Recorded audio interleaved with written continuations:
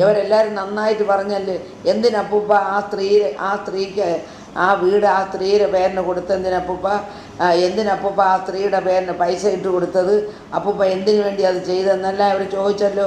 ഈ അമ്മ ചോദിച്ചല്ലോ. ഈ അഹാന അവിടെ നിന്ന് എന്തെങ്കിലും ഫ്രൂട്ട്സ് വാങ്ങിച്ച് ഇവിടെ നിൽക്കുന്ന അലൻ എന്നും പറഞ്ഞൊരു ഹോം നഴ്സ് നിന്നിട്ടുണ്ട്.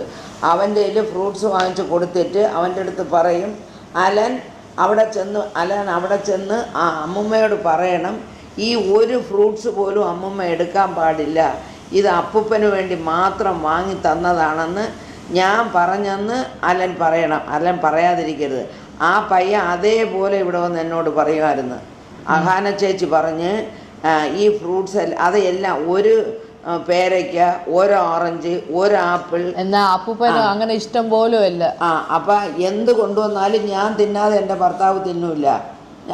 ഒരു സാധനവും എനിക്ക് തന്നെ അവർ തിന്നും. അവർക്ക് എത്ര വയ്യെങ്കിലും എനിക്ക് തരാതെ ഒരു സാധനവും അവർ കഴിക്കില്ല. പക്ഷേ അമ്മ അങ്ങനെ പറഞ്ഞു കൊടുത്തയച്ചിട്ടുണ്ട്. എന്നിട്ട് ആ പയ്യനോട് തീർത്ത് പറഞ്ഞ്, ഞാൻ പറഞ്ഞെന്ന് പറയണം, ആ സ്ത്രീ ഇതൊന്നും എടുക്കാൻ പാടില്ല.